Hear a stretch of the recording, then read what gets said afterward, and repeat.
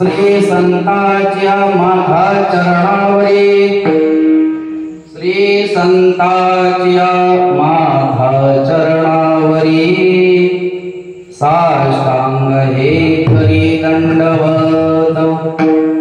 विश्रांती पावो सांभाळा उत्तरे, वाढले अंतरी प्रेम सुख। दौरली ही काय कृपेच्या ओरसे, नभे अनारिसे उद्धरलो। विश्रांती पावलो सांभाळा उत्तरी, वाढले अंतरी प्रेम सुख। तुका म्हणे मज न घडता सेवा, तुका म्हणे मज न घडता सेवा। पूर्व पुण्य ठेवा ओढवला, विश्रांती पावलो सांभाळा उत्तरी, वाढले अंतरी प्रेम सुख। देवाधी देवा जगत्रय देवा, देवाधी देवा जगत्रय देवाधी देवा जगत्रय देवा, देवाधी देवा जगत्रय देवा। श्री केशवा विनंती माधव, केशवा विनंती माधव, केशवा विनंती माधव। वाडी देवाची गुणाला, वाडी देवाची गुणाला, वाडी देवाची गुणाला, वाडी देवाची गुणाला। श्री देवताई कला, जय देवताई कला, जय देवताई कला। देवाधी देवा जगत्रय जीवा परियेसी केशवा विनंती माझी, माझी वाणी तुझे वर्णी गुणनाम। ऐसे दे प्रेम काही कळावो नमो ज्ञानेश्वरा।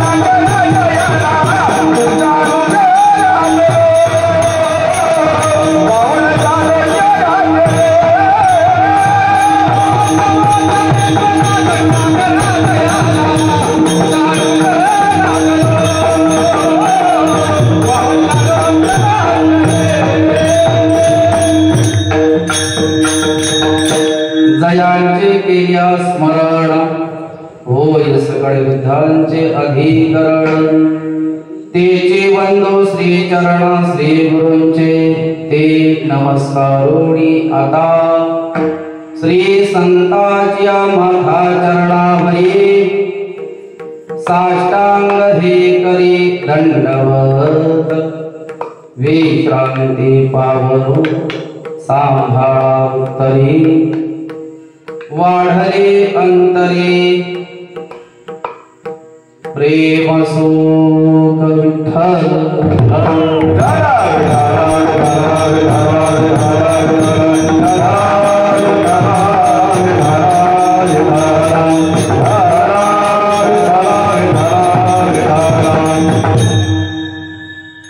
प्रस्तुत प्राप्त स्थळी अडिया वैश्विक पर्वणीच्या निमित्ताने गेली अखंड 4 वर्ष मौजे गेगाव नांदवळ कल्याणी हा संपूर्ण वैष्णव वारकरी विभाग असेल, या विभागाच्या माध्यमातून वैष्णव पीठ असणारं श्री क्षेत्र तुंगेश्वर मठ आणि या मठावर निमित्त तुमची पर्वणी असेल, परंतु तुमच्या निमित्ताने एकाच्या कैवाडी उगवे बहुतांचे कोडे निमित्त फक्त तुमचं या ठिकाणी येणं झालं, परंतु आमच्या संपूर्ण परिसरामध्ये आणि खऱ्या अर्थाने आनंदाची पर्वणी जी आहे ना ती गेली 4 वर्षापासून या दिवसाची, याच्या अगोदर नाही असं नाही, या दिवसाची जी परंपरा आहे, पर्वणी आहे, आनंद आहे, उत्साह आहे, हा जो आम्हाला जो मिळाला असेल त्याचं मुख्य कारण म्हणजे आपली गेगावची दिंडी. विठ्ठल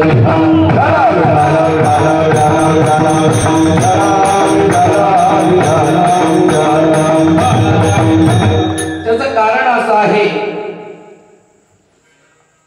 तुम्ही आम्ही सर्व संसारिक जीव आहात आणि संसारिक जीव म्हटला का त्याला अनेकविध प्रकारची समस्या आहेत, अनेकविध प्रकारची कारण पुढे ठेवण्यात येतात.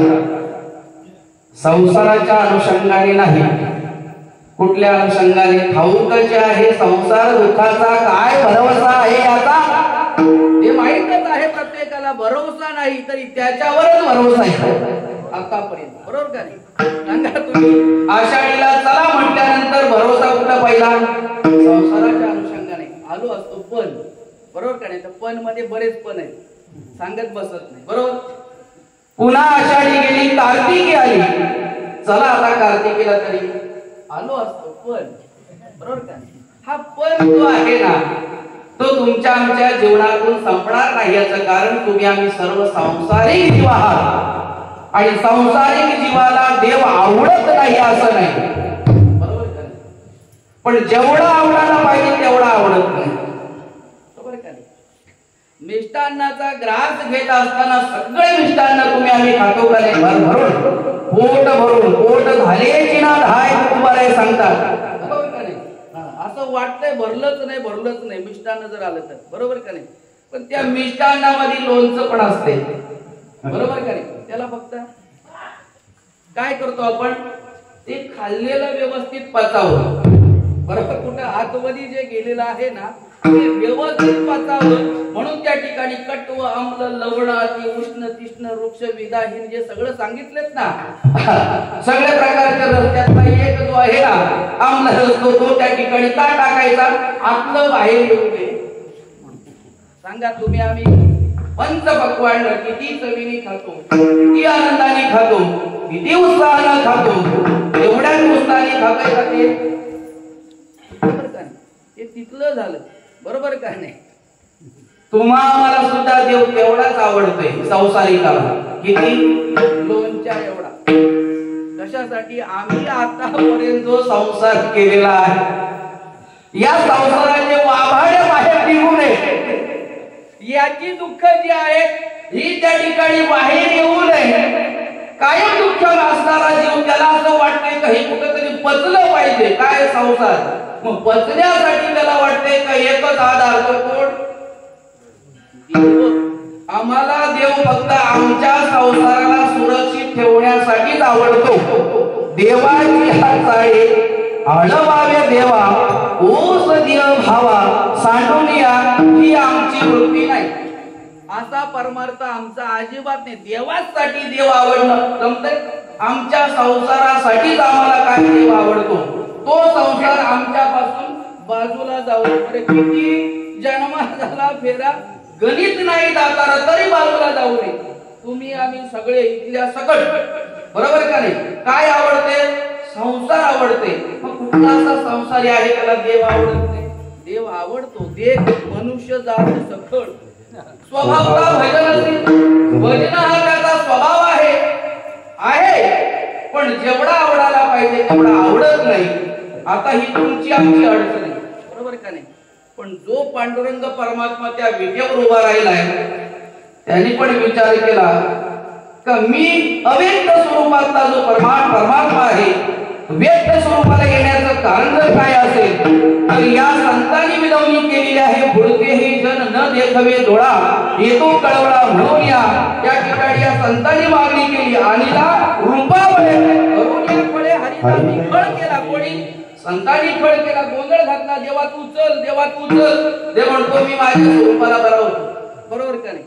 पण त्या ठिकाणी आला तो देव, आल्यानंतर त्या देवाला सुद्धा वाट पाहे उभा भेटीची आवली रोपाळू तातडे उतावे. तो भेटीला आतुर झालाय, कोणाच्या जीवाच्या भेटीला आतुर झालाय, तो उतावीळ झालाय. देव कधी मला जीव भेटायला येतो, कधी जीव मला भेटायला येतो.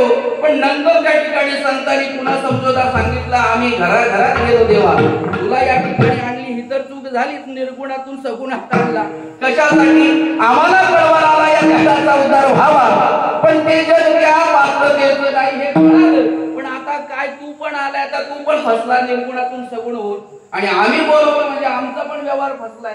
पण आता फसलेल्या व्यवहारातून काहीतरी मार्ग काढला पाहिजे का नाही? बरोबर का नाही? व्यवहार तर फसलेला आहे, पण मार्ग तर निघाला पाहिजे. त्याच्याने तुलाही काही वेळेला आनंद मिळेल, आम्हालाही आनंद मिळेल, आणि ज्या जीवाच्या उद्धारासाठी बोलवलाय त्या जीवाचाही काही अंशाने फायदा होईल, असा काहीतरी मार्ग काढा देवा. जेव्हा देवाने सांगितलं एक मार्ग आहे, कुठला मार्ग आहे? आषाढी कार्तिके विसरू नका माझा, आषाढी कार्तिके विसरू नका माझा, आषाढी कार्तिके विसरू नका, आषाढी कार्तिके विसरू नका माझा. तसे गोदा पांडुरंग, तसे गोदा पांडुरंग, तसे गोदा पांडुरंग. काय सांगितलं देवानी? नामदेवाच्याकडे, नाम संतांच्याकडे निरोप सांगितला. आता जीव काय तसा येत नाही आणि जीवाला संसार काय सुटणार नाही. पण एक माझं गुह्य, देवाचं गुह्य सांगितलं. कोणी? देवाने. कोणाकडे? संतांच्याकडे सांगितलं. काय सांगितलं? एकच करा, आषाढी कार्तिकी विसरू नका मज. या दोन असणाऱ्या एकादशीचा जो वार आहे ना, याला माझा विसर पडू देऊ नका. कोणाला? जीवाला. हा माझा निरोप काय कर, हे नामदेवा जीवापर्यंत सांग. तर बाकीचा वेळ नाही, पण या आषाढीमध्ये आणि कार्तिकीमध्ये असं आहे तरी काय, त्याचंही उत्तर त्या ठिकाणी तुकोबारायाने दिले. पहा, सुखे करावा संसार, सुखे करावा संसार, सुखे करावा संसार,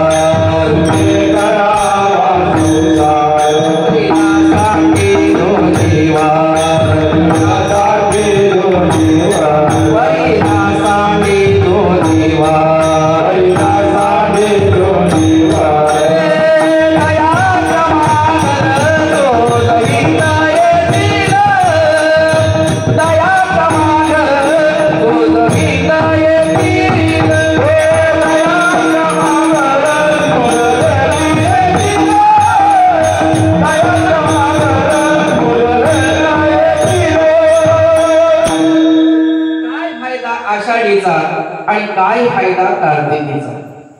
तुकोबारायाने स्पष्ट केलेला आहे. सुखी करावा संसार, संसारातून सोडवले. तो आपला सुटलाच नसता, पण अभय दिलं. कोणी? संतांनी मार्ग काढला, देवाच्याकडे जाऊन सांगितला, बिंदास तुम्हाला जो करायचा तसा करा, सुखी करा. याचा अर्थ संसाराचं बंधन ठेवलं, बरोबर? म्हणजे सोडला. आता मी इथं तुमचं प्रतिनिधित्व करतोय, त्याच्यामुळे काही बाजू तुमच्या सोडल्या पाहिजेत, बरोबर काय? मी तुमच्यातलाच असल्यामुळे आपल्या बाजू सोडल्या पाहिजेत. इकडं ती बाजू लागत नाही, बरोबर का नाही? पण आपल्या बाजू आपण सोडवल्या पाहिजे. सुखी करावा संसार, बंधन अजिबात नाही संसाराचं. पण काय करा? परीन सांडी दोन्ही वार, दोन वार याचा अर्थ आषाढी आणि कार्तिक, हे दोन विसरू नका, सांडू नका. फायदा काय होईल? दया, क्षमा, घर शोधत येतील. काय होणार आहे? दया आणि क्षमा तुमचं घर शोधितील, ते पण म्हणजे आनंदाने चोजवीत, याचा अर्थ तुम्हाला उत्साहित करील. नव्हे तर तुम्हाला तुमच्या आमच्या असणाऱ्या प्रशस्त असणाऱ्या अंतःकरणाला प्रफुल्लित करण्यासाठी त्या अवस्थेने दया आणि क्षमा आपल्या घरामध्ये नाम इथे प्रस्थापित. तर बऱ्याच जणांना शंका येईल, दयेचा आम्हाला काय गरज, बरोबर का नाही? दयेचा ना आमचा संबंध तरी काय? संसाराला अपेक्षा कसली आहे? सुखाची. सुख असेल तर संसारात आनंद आहे. दया घेऊन काय करायची? बरोबर, दया भिकेची बहीण बाबा सांगायची. तिथं दया तिथं भीक येते आणि भीक आल्यानंतर त्या संसाराला काय आनंद आहे? मग ती दया घेऊन तरी काय करायचं? पण मला वाटते दया ही तुमच्या अंतःकरणात ज्या वेळेला स्थिरावते त्यावेळेला तुम्हाला अपेक्षित असणारे जे सुख आहे ना ते दयेमध्ये दडलेलं आहे. काही जे आहे ना आपण म्हणतो ना जन्य जनक भावानेच त्या ठिकाणी व्यवहार घडला जातो, अन्यथा तो घडत नाही. दया हेच सुखाचं मूल आहे. पहा तुम्ही, दया देत धर्मो, धर्मो देते सुखागमो, सुखी पुरुषोत्तमो असे जैसा. काय काय दया करते पहा.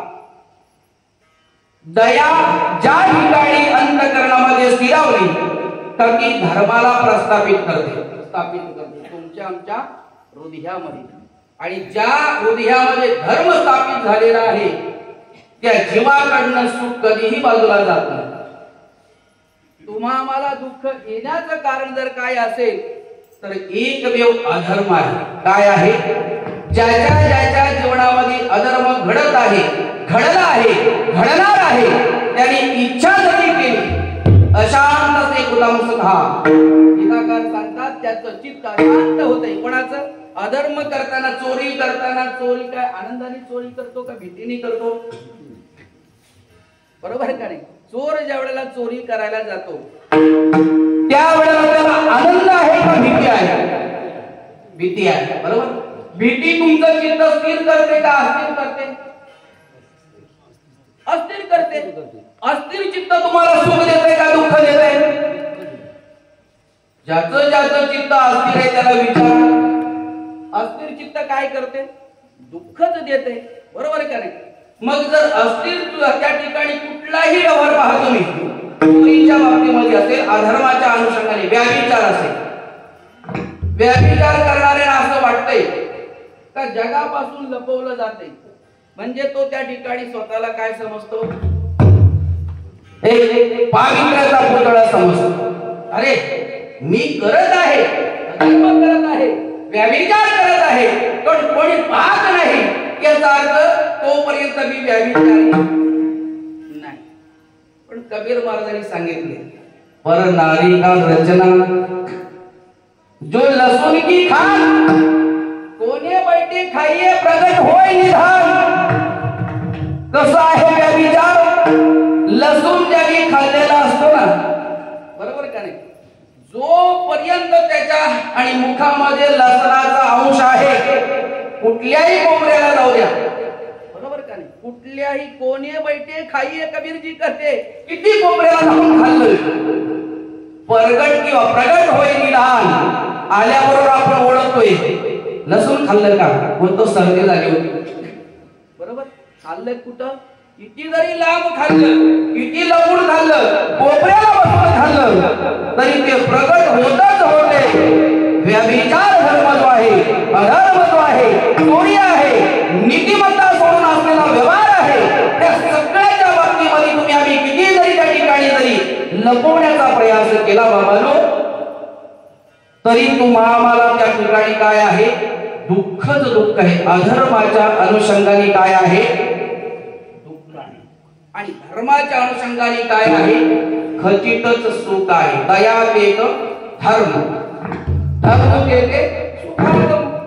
आणि जिथं सुख आहे, सुखी पुरुषोत्तम असे जैसा, ज्याला अक्षराच्या पलीकडे म्हटलेला आहे, उत्तम पुरुष तू अन्यम परमात्मे तू लाभ लोकत्रयमा विश्वविभर्ती अव्येश्वरः, असं ज्याचं स्वरूप सांगितलेलं आहे, तो उत्तम पुरुष तुमच्या आमच्या जीवनामध्ये दयेच्या अनुषंगाने जन्य भावाने त्या ठिकाणी पहा, दया आणि धर्म येते, धर्म आले सुख येते, सुख आला का उत्तम पुरुष नाम परमेश्वर त्या ठिकाणी काय करतो, वास्तव्याला येतो.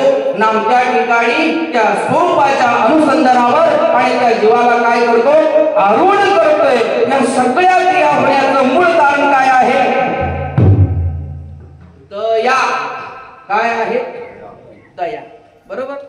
मग ही दया कशी येते, तर या दोन वाराचं जर नित्य नेमाने तुम्ही आम्ही काय केलं, अनुष्ठान केलं. कुठलं, आषाढी आणि कार्तिकीचं देवाच्या संबंधाने अनुष्ठान केलं, दया तुमच्या आमच्या हृदयामध्ये प्रस्थापित होणार. आणि दया एकदा प्रस्थापित झाली का की दया शेवटी कुठपर्यंत घेऊन जाते, भगवंताच्या दर्शनापर्यंत घेऊन जाते. हा सगळ्यात मोठा फायदा आषाढी आणि कार्तिकीला तुम्ही आम्ही जे अनुष्ठान करतो त्याचा आहे. विठ्ठल विठ्ठल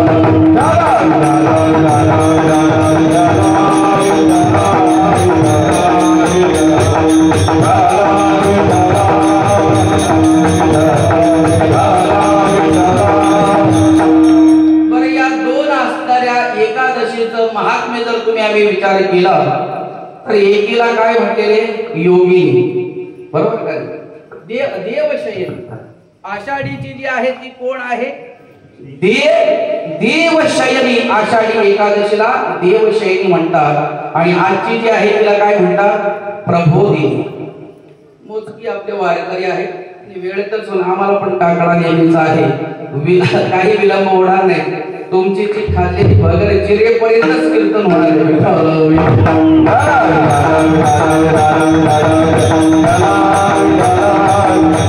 आमची सोयरे मंडळी मुरबाडवर येऊन दान देते. बरोबर का नाही, त्यांच्याही दानाचं काहीतरी चीज झालं पाहिजे म्हणून तेवढं जेवढं पोटात आहे तिथपर्यंत ती तेवढंच कीर्तन सांगणार आहे.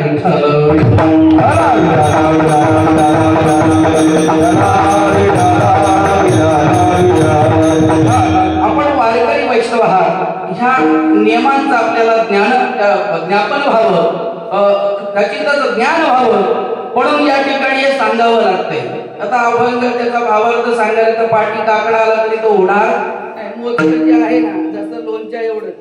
बरोबर का नाही, जेवढा आपल्याला देव आवडते तेवढंच मी पण आता कीर्तन सांगायचं ठरवलंय. जास्त सांगून काय होते, ओव्हरलोड होते.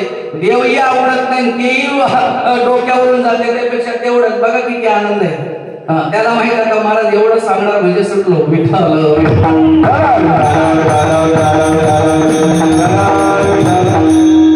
देवशयनी आषाढी एकादशीला सगळे संत देवाला योग निद्रेमध्ये शयन करून आणि त्या ठिकाणी येत असतात. बरोबर. आणि योग निद्रेत शयन करून आल्यानंतर 4 मास त्यांचा काय असतो, चातुर्मास असतो. आणि त्या चातुर्मासातून आज त्या ठिकाणी पुन्हा देवाला प्रबोध करून त्या ठिकाणी काय केलं जाते, जागवलं जाते. उठा पांडुरंग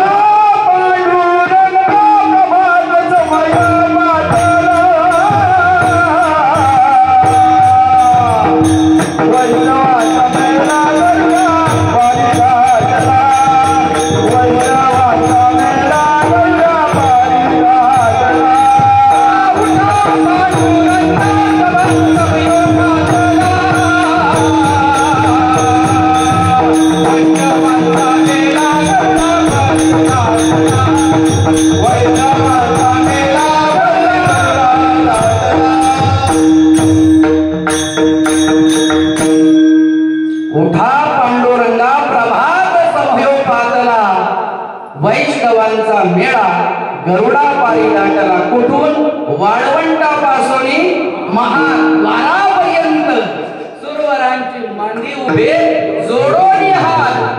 योग निद्रेमध्ये असलेल्या देवाला आणि प्रबोध एकादशीच्या निमित्ताने आणि त्या ठिकाणी जागृत करण्यासाठी एवढे आरास आहेत, एवढे प्रयास आहेत, एवढा सोहळा आहे. आम्हाला सहज हलवून तरी उठतोय आम्ही, बरोबर ढकललं तरी उठतोय, पण देवाला झोपवायला सुद्धा संत आहे.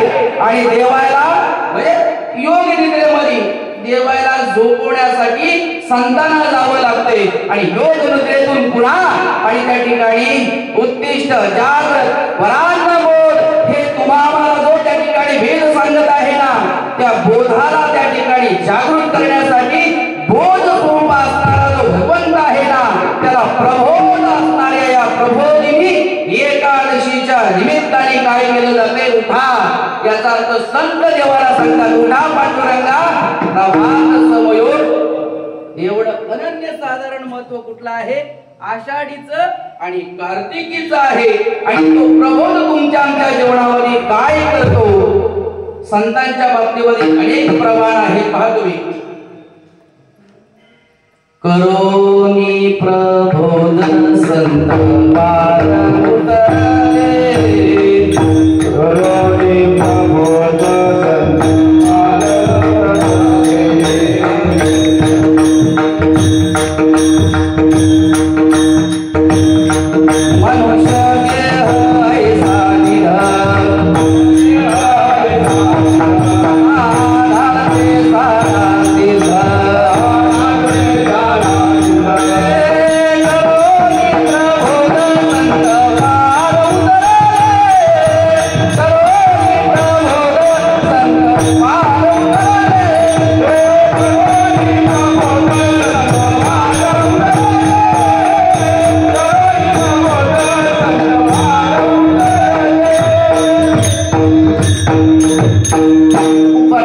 मनुष्य देह ऐसा निधन, सगळ्यात मोठा ठेवा आहे. पण या ठेवाला जर त्या ठिकाणी भवसागरातून पार जावं असं वाटत असेल तर त्याला प्रबोधाची गरज आहे. मनुष्य देह ऐसा नीट, साधेल ते सारा सिद्ध, करोनी प्रबोध संत पार उतरले. साधू करतोय तो बोध, साधू बोध झाला, निरोळ या ठेला आणि खाईक मुळाला अनुभव. पण संत करतात, नाम संत करतात तो प्रबोध असतो. संत एकाला करत नाही तर संपूर्ण जगताच्या माध्यमातून प्रबोध करतात. याचा अर्थ प्रबोध तुमच्या आमच्या जीवनामध्ये घडणं महत्वाचं आहे. आणि त्या प्रबोधासाठी या अभंगामध्ये आणि संत तुकोबाराय त्यांच्या जीवनामध्ये जो संतांच्या माध्यमातून प्रबोध घडलेला आहे, त्या घडलेल्या प्रबोधाचं या ठिकाणी आणि जीवनामध्ये काय काय बदल झालेला आहे ते तुकोबाराय या ठिकाणी अभंगामध्ये सांगत असताना भावार्थाकडे वळण्यापूर्वी मला हे सांगावंसं वाटते. का तुमच्या आमच्या जीवनामध्ये प्रबोधाची गरज आहे? तर त्या ठिकाणी प्रबोधाचं तुमचं आमचं जीवन नव्हे नव्हे तर या संसारातून तुम्हाला पहार घेऊन जाणार आहे. आणि तो प्रबोध फक्त आणि फक्त कोणाकडे आहे? संतांच्याच कडे आहे. आणि संतांच्या कडचा असणारा प्रबोध आम्हाला काय करतो? तर त्या ठिकाणी संतांचं भांडवल काय आहे? दूतांची दया संतांचे भांडवल, दूतांची दया संतांचे भांडवल, दूतांची दया हे संता भांडवल. हा संतांच्याकडे तुम्ही आम्ही जायचं आहे तर त्यांच्याकडे काय आहे? दया हेच भांडवल आहे. आणि ते दयेचं असणारं भांडवल आपल्याला कुठपर्यंत घेऊन जाते? परमेश्वराच्या दर्शनापर्यंत घेऊन जाते.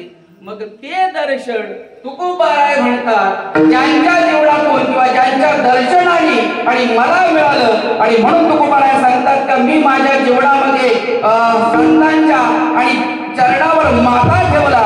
आणि माथा ठेवल्यानंतर परिणाम काय झाला? अभंगाचं प्रथम चरण Yeah.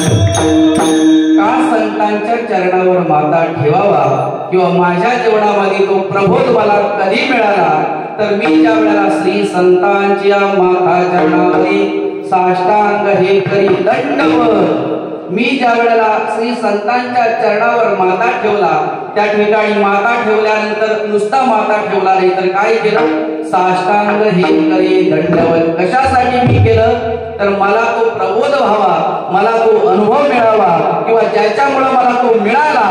कधी मिळाला, मी त्या ठिकाणी माथा ठेवला असाही अर्थ त्या ठिकाणी लागला जातो. ज्या वेळेला मी तो ठेवला माथा, पर संतांच्याच चरणावर माथा का ठेवावा, हा एवढा प्रश्न तुम्ही आम्ही विचारात घेण्यासारखा आहे. इतर ठिकाणी माथा ठेवण्यामध्ये जीवाला प्रबोध होणार का न होणार, आणि संतांच्या ठिकाणी माता ठेवल्यानंतर खचितच प्रबोध होतो का न होतो, याचं जर तुम्ही आम्ही निराकरण करायचा प्रयास केला तर तुकोबाराय सांगतात पहा, जेथे जातो तेथे कपाळ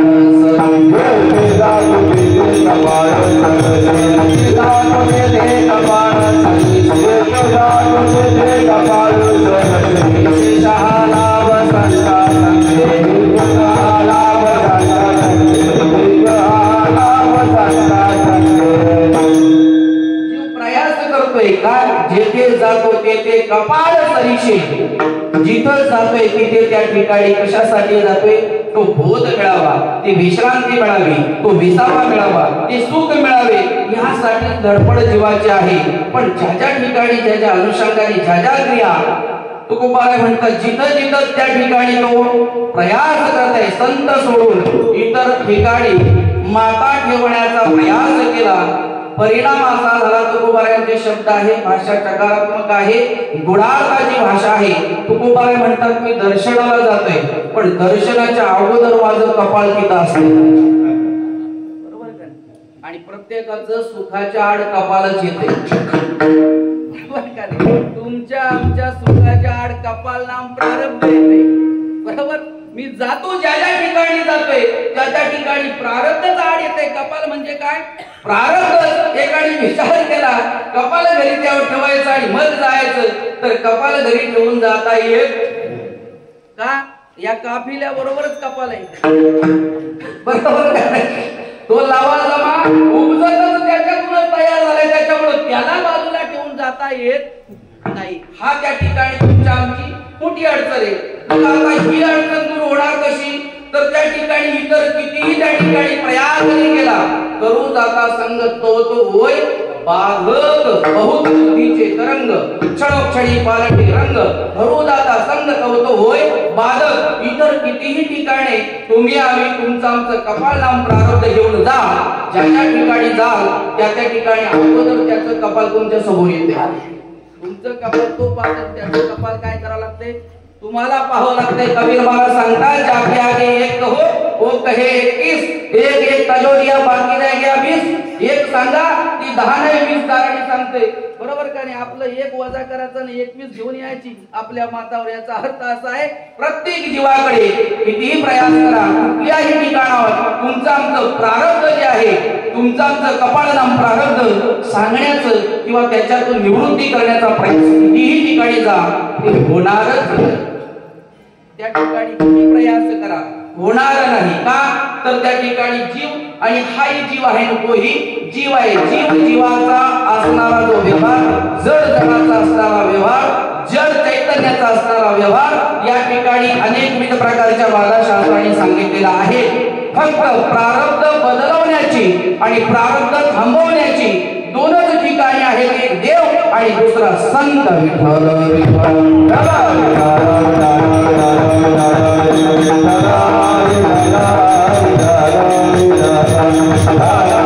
एका जनातनी भोग प्रारब्धाचा हरी रूपे त्यागा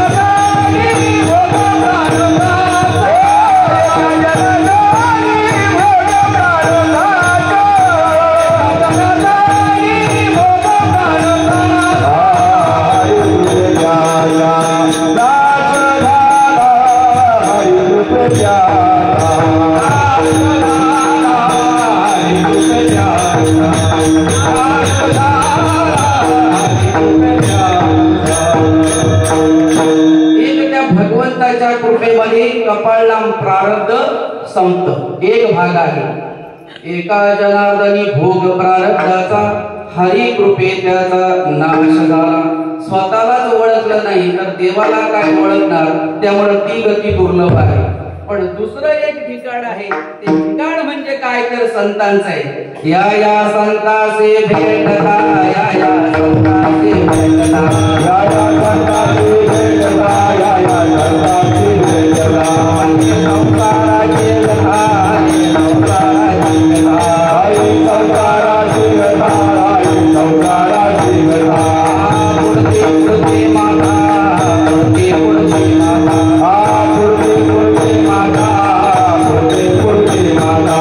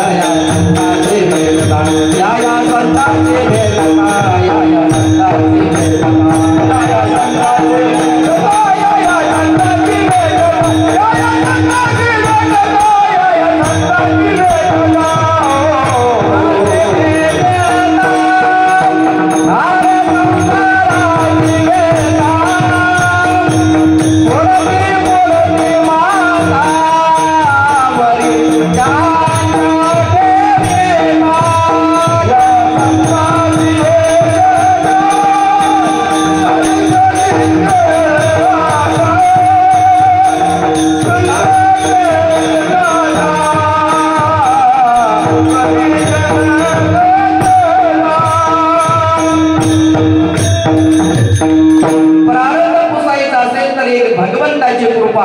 आणि दुसरं ठिकाण जे आहे, या या संतासी भेटता, हरे संसाराची व्यथा. नाम तुमचं व्यथा, नाम त्या ठिकाणी दुःख कशामुळं, प्रारब्धामुळे होतंय काय, पुढती पुढती माथा वरी त्यांच्या ठेविता.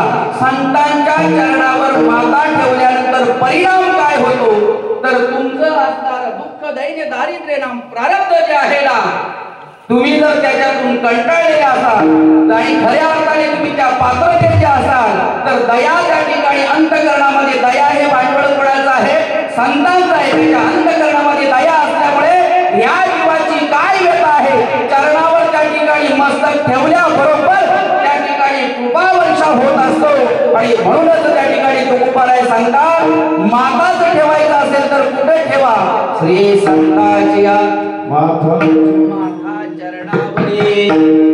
ठेवत असताना मात्र तुकोबारायांनी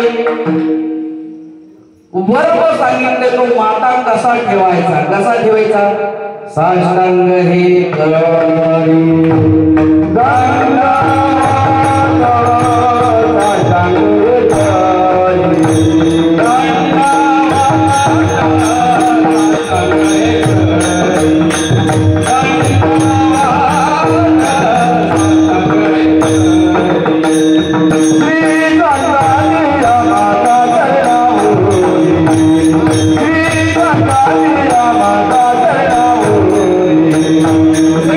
Bye.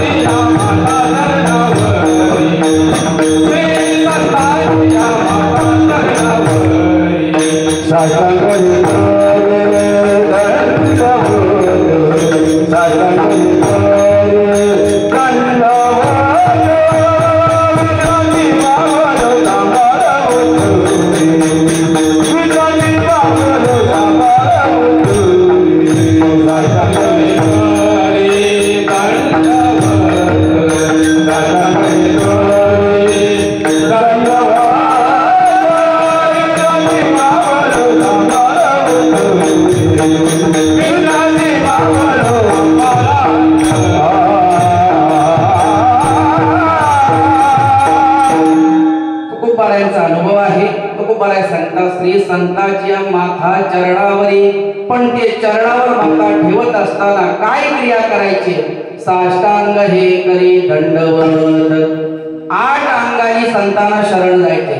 अष्टांग, साष्टांग म्हणजे 8 अंग. आम्ही एक अंगाचा आम्हाला अजून ओळख नाही, तर 8 अंग कुठे? बरोबर का नाही? 8 अंगाने बाह्य क्रिया अशी आहे, 2 हात, बरोबर का नाही, 2 पाय, बरोबर. बाह्य अंगाने तुम्ही आम्ही विचार केला, दंडवत घालताना काय काय तुमच्या शरीराची कुठली कुठली अंग लागतात? 2 पाय, बरोबर का नाही, अंगठ्याच्या बाजून पूर्ण 2 पाय, 2 हात, बरोबर. त्याच्यानंतर पोट मोठं असलं तर त्याच्यासाठी महाराज लोकांची पोट का मोठी आहे त्यांना माहित नाही. हे आतलं अंग झाकलेलं बाहेर येते आणि ते लागलं पाहिजे. 8 अंगापैकी एक भाग येतो, बरोबर. त्याच्यानंतर हृदय, बरोबर का नाही. त्याच्यानंतर या ठिकाणी असणारा हा एक भाग, हा आणि हा, मोजा किती झाली? 8 अंग ही वरपांगाने किंवा वरच्या दृष्टीने ही 8 अंगाने दंडवत घालायचा. कोणाकडे? संतांच्याकडे. त्याच्यामध्ये दंडवत या शब्दाचा अर्थ असा आहे पूर्ण समर्पण.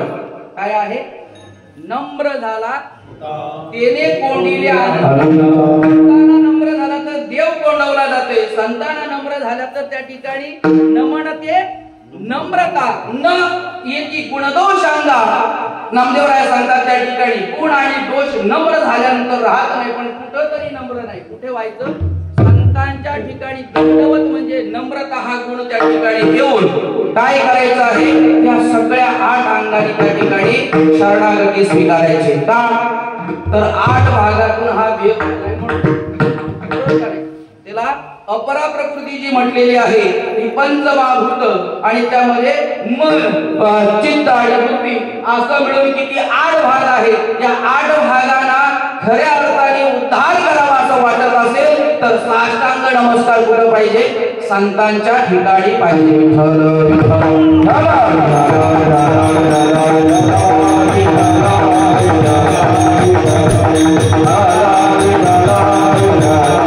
दुसरी 8 अंग आहे ती खूप महत्वाची.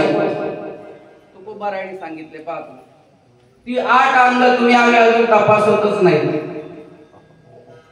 दिले इंद्रिय हात पाय कान, दिले इंद्रिय हात पाय कान, डोळा मोठा बोलाया वचन, डोळा मोठा बोलाया वचन,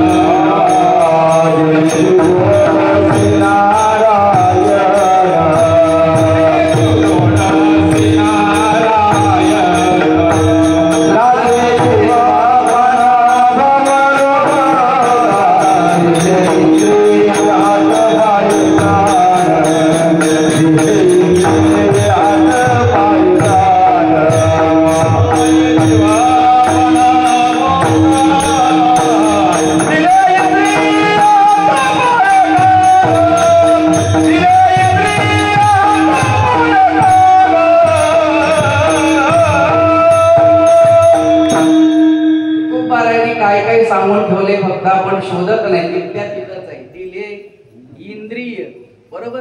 कुठल्या इंद्रियाचं नाव घेतलं तुकोबाराने? हात आणि पाय. 2 हात आणि 2 पाय, बरोबर का. बाकीची इंद्रिय का त्या ठिकाणी तुकोबारी घेतली? पहा तुम्ही, 2 हात 2 पाय किती झाले? डोळा मुख, बरोबर का. दिले इंद्रिय हात पाय कान, डोळा मुख बोलाया वचन, तेने ती जोडशी नारायण नासे जीव पण भवरोग. भवरोगाला त्या ठिकाणी पार करण्यासाठी नारायण जोडण्यासाठी या 8 अंगाची गरज आहे. ती 8 अंग जर तुम्ही यथायोग्य ठिकाणी जर वापरली, पहा तुम्ही, पायी देवालया गमन. पाय कशासाठी? तर त्या ठिकाणी एक तर तीर्थयात्रेसाठी.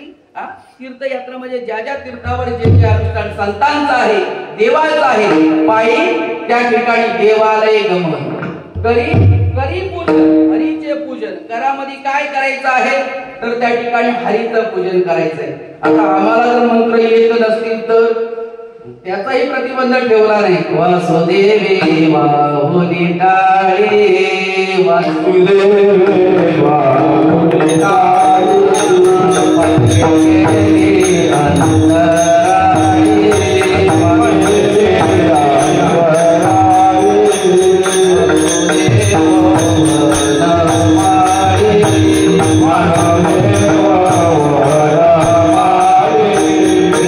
कीर्तन करो ब्रह्म मेरेगा, कीर्तन करो ब्रह्म मेरेगा, कीर्तन करो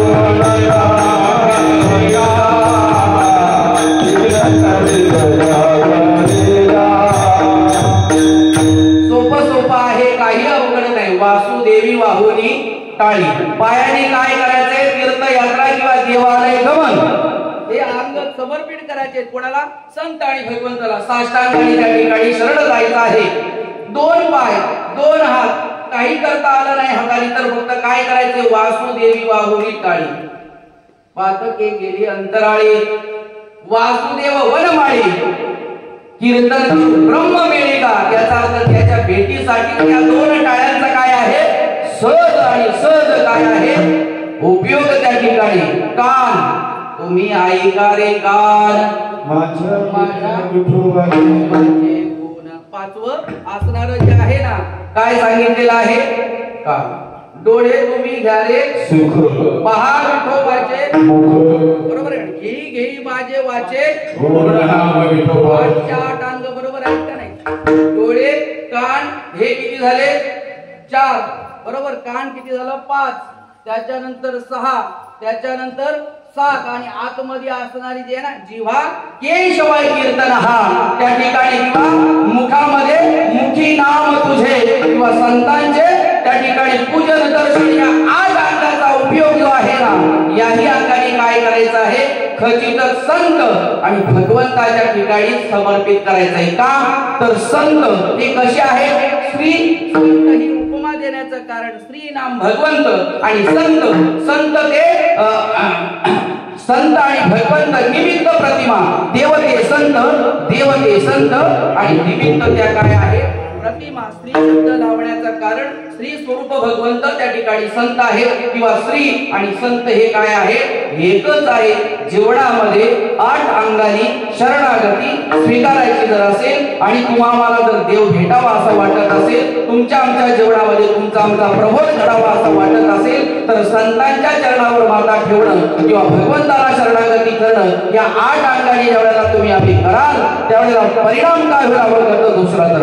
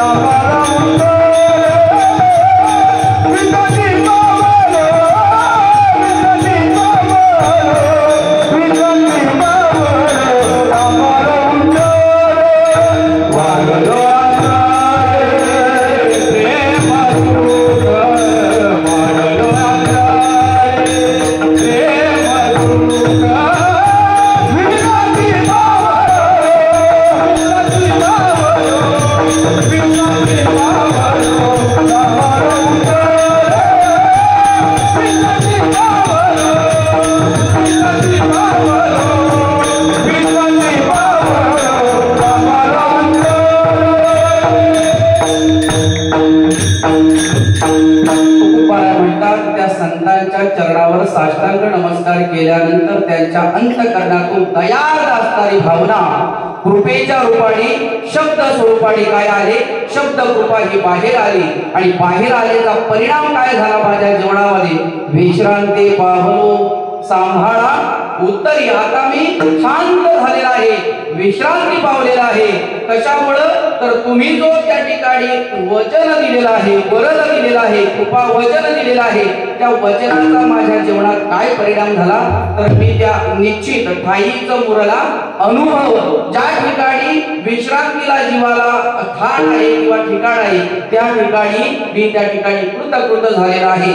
सांभाळा उत्तरी याचा अर्थ त्या ठिकाणी दर्शन घेतल्यानंतर कृपावर जास्त ठेवताना अंतःकरणातली जी दया आहे ती कोणावर सहज तुकोबारे म्हणतात माझ्या माथ्यावर त्या ठिकाणी सहज ती दया आणि सहज त्या दयेचा कृपा वर्षाव झाला. त्याचा परिणाम असा झाला अंतःकरणामध्ये विश्रांतीचं त्या ठिकाणी स्थान आलेलं आहे. विश्रांती पावलो पण त्या ठिकाणी विश्रांती पावता पावता विश्रांती पावत असताना काय परिणाम झाला वाढले अंतरी प्रेम सुख. त्या शब्दाने त्या कृपेने त्या दयेने काय झालं अंतःकरणामध्ये प्रेम जे सुख आहे ना हे काय करायला लागलं अंतःकरणामध्ये वाढले अंतरी प्रेम सुख. आणि एकदा प्रेम सुख वाढलं रे वाढलं का त्याचा परिणाम तुमच्या आमच्या शरीरावर दिसतो आणि तो दिसला तुकोबारायांच्या जीवनामध्ये. त्याचं तुकोबारायण तिसऱ्या चरणामध्ये वर्णन केलेलं आहे.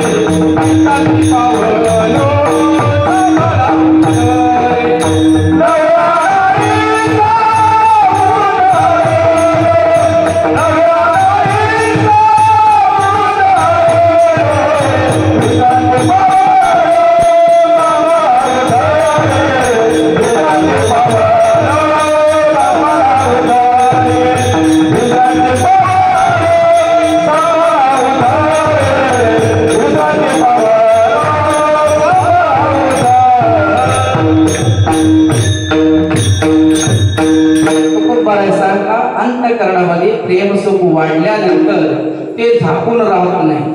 सगळ्यात महत्वाचं परमार्थ कधी झाकून राहत नाही. पहा बाबा गमतीने सांगायचे ज्याच्या घराचं अंगण जे आहे का नाही आतला माल सांगते. बरोबर का नाही. अंगण्यावरून आपण म्हणतो का नाही अंगण सांगते घरात काय आहे काय नाही. बरोबर अंगण्यावरून परीक्षा असते आतमध्ये माल कसा आहे. तसं ज्याच्या अंतःकरणामध्ये प्रेम स्वरूप असणाऱ्या भगवंताचं सुख जे आहे ना हे विराजमान झालेलं आहे त्याची काया सांगते. काय सांगते त्याची काया सांगते. काय सांगते आतमध्ये ती आहे ज्याचं आहे त्याची काया सांगते. तुकोबाराय सांगतात दौरली काया कृपेच्या ओरसे नवे आणारीसे उद्धरलो. तुम्ही आम्ही हरिपाठामध्ये पहा नाचत असताना काही महिला असतील, पुरुष असतील, काही तर कधीच त्यांना पाय त्यांच्या हलत नाही, बरोबर का नाही? पण या ठिकाणी हरिपाठाच्या रंगामध्ये फक्त उभे राहतो आणि त्यातल्या त्यात गेगाववाल्यांच्या, बरोबर का नाही? इथलाच प्रसाद आहे तो, त्याच्यामुळे तो काय तिथे कुठल्या अंगाने न्यून होईल असं नाही. जिथे जिथे बाबांचा कृपा वर्षाव झालेला आहे ती मूर्त कृपा आज ठाणे जिल्ह्यामध्ये आणि खऱ्या अर्थाने मूर्त स्वरूपाने आनंद प्रस्थापित करीत आहे.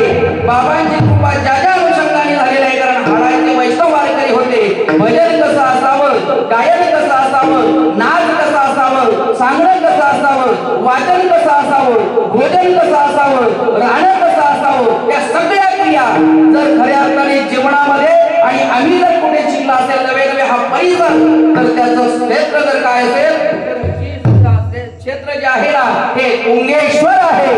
आणि त्याच्यामुळे जिथं जिथं जे गेलंय तिथं तिथे भरभरूनच त्या ठिकाणी आज पाहायला मिळते. हे स्वानुभव आहे तुमच्या आमच्या या ठिकाणी परिसराचं नव्हे तर शहापूर तालुक्याचं वैभव आहे. तुम्ही आम्ही ते आतापर्यंत चांगल्या प्रतीने सांभाळलेलं आहे आणि उत्तर तर आता ते बहरणार आहे. कारण जे पाहिजे तसं अधिष्ठानी त्या ठिकाणी बाबांच्या कृपेने तयार झालेला आहे. पण अधिष्ठान होतं तर होतं, अधिष्ठानाची असणारी सेवा कशी असावी तो सेवेचा भाग मला वाटते रविनाथ महाराजांच्या रूपाने सुद्धा एकदा टाळ्या वाजवा का मला सेवा घडवायची आहे. रविनाथ महाराज या ठिकाणी बाबांच्या असणाऱ्या आश्रमामध्ये सेवेसाठी पदार्पित होतात. तुम्ही आम्ही सांगा 500 रुपये देऊन पण कोणी येत नाही. काय झाली अवस्था तुमच्यामध्ये? इथं न सांगता करी सर्व काम. याचं कारण असं आहे देव ज्याच्या हृदयामध्ये देवाचं वास्तव्य ज्या ठिकाणी आहे त्या ठिकाणी न सांगता करी सर्व काम. याचा अर्थ त्यांच्या रूपाने सेवेच्या माध्यमातून या ठिकाणी एक साधूचं आगमन झालेलं आहे. एक नाही अनेक साधू या ठिकाणी येणार आणि या ठिकाणी आपली साधना परिपक्व करणार. कारण या ठिकाणी साधनेला असणारं सिद्ध मठ म्हणजे जर काय असेल तर तो कुंगेश्वर मठ आहे. आणि म्हणूनच या ठिकाणचं वैभव काय आहे, खऱ्या अर्थाने काय आहे, वेगळं आहे.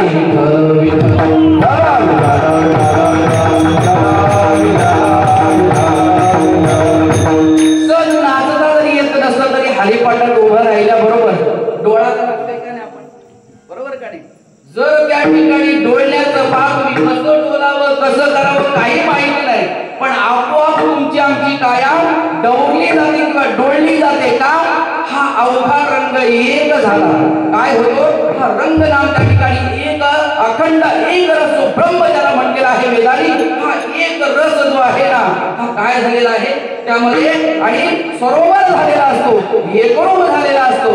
आणि ज्या वेळेला तो एकरूप होतोय ना त्यावेळेला तो रस तुमच्या आमच्या कायेच्या रूपाने प्रदर्शित होतो किंवा बाहेर जात असतो. तोपर्यंत तो आतमध्ये मुरला जात नाही, तोपर्यंत बाहेर येत नाही. काही ना असं वाटतंय हे वारकरी उड्याच काय मारतात, नाचतात काय, गातात काय. तो वारकरीच नाही ज्याला उडी मारता येत नाही, गाता येत नाही, नाचता येत नाही, त्याला काय वारकरी म्हणावं? ज्याच्या अंगात मुरलं नाही ना. ज्ञानोबा आमच्या नाथ महाराजांनी सांगितलंय, अरे नको तो रस घेऊन त्या ठिकाणी मोले मदिरा खाय, बरोबर, विकत घेऊन, बरोबर का नाही? मोले मदिरा खाय, तो मदिरा आनंद नाचे काय. तुम्ही किती पावसाळ का काय म्हणतात त्याला, ती क्वार्टर म्हणा इंग्लिश मध्ये, बरोबर का नाही? मोले याचा तो विकत घेऊन घेतल्याबरोबर तो त्या ठिकाणी घेतोय, घेतल्याबरोबर डोळाला लागतोय. डोळाला लागल्यानंतर नाथ महाराज म्हणतो तो बाहेरून आनंद विकत आणतोय, तो त्या आनंदाने म्हणजे विषयाच्या आनंदाने लगेच डोळतोय. मग जो हरिरस प्यायला आहे, उगार आहे की तुला ज्याला हरीचा रस मिळालेला आहे तो थांबेल, थांबणारच नाही. त्या ठिकाणी नाचणारच गाणारच. त्याची काया जी आहे ना ती काया डवरल्याशिवाय राहणार नाही. अनेकविध प्रकाराने डवरले या शब्दाचा अर्थ करता येईल, आपल्याला तेवढा वेळ नाही. तुकोबाराय सांगतात, प्रेम सुख अंतरामध्ये विराजमान झाल्यानंतर माझ्या जीवनामध्ये माझ्या कायेमध्ये काय बदल झाला? डवरली ही काया कृपेच्या ओरसे आणि नवी आणारी से उद्धरलो. बाकीच्यांना प्रश्न पडला, तुकोबाराय तुम्ही साधना करताना किती काळ घालवला? तुम्हाला हा आनंदाचा रस तुमच्या आमच्या हृदयामध्ये साठला, काया त्या ठिकाणी डवरली. तर तुकोबाराय सांगतात का त्या ठिकाणी किती काळ साधना केली हे काही मला माहित नाही. माझ्या जीवनात साधना घडलीच नाही. मागच्या जन्माची काही जी साधना होती ना त्या साधनेचं फळ मला अचानक या ठिकाणी मिळाल्या. शेवटचं घर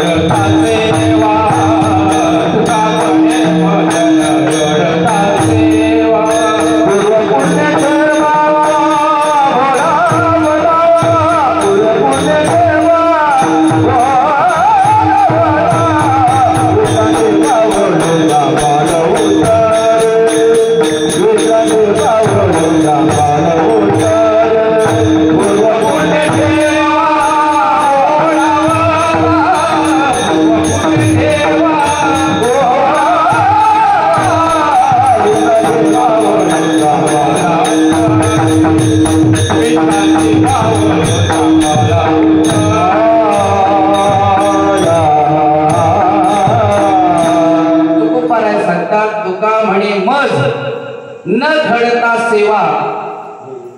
काही ना बरंच वाटेल, सेवा न घडता जर मेवा मिळाला तर कोणाला नको.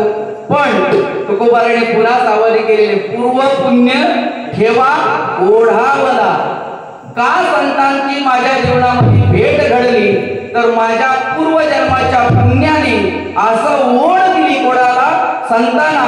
आणि त्या पुण्याने ओढलं कोणाला, संतांना माझ्या जीवनामध्ये ओढलं. म्हणून त्यांचं दर्शन झालं, म्हणून मी त्यांच्या चरणावर माथा ठेवला. यामधला भाग एवढाच आहे, संत आणि देव मिळण्यासाठी पुण्य लागते. काय लागते? पुण्य लागते. तिळ तिळ पुण्य साचा पडे, तिळ तिळ पुण्य साचा पडे, तिळ तिळ पुण्य साचा पडे, तिळ तिळ पुण्य साचा पडे. ये बहुता जन्मी जोडे तरी हे बहुता जन्मी जोडे, हे बहुता जन्मी जोडे, हे बहुता जन्मी जोडे. नाम तुझ्या जोडे वाचली, नाम तुझ्या जोडे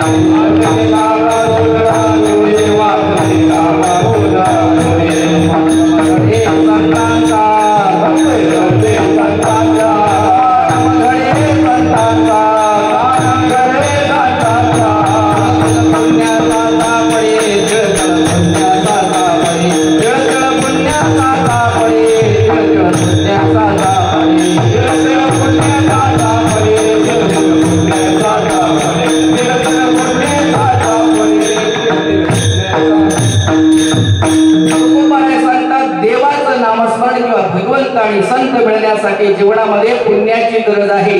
आणि ते पुण्य मिळवण्यासाठी आपण काय केलं पाहिजे? तीळ तीळ पुण्य साचा पडी. एकत्र आल्यानंतर तरी बहुत जन्मी जोडे, एक जन्माचं नाही.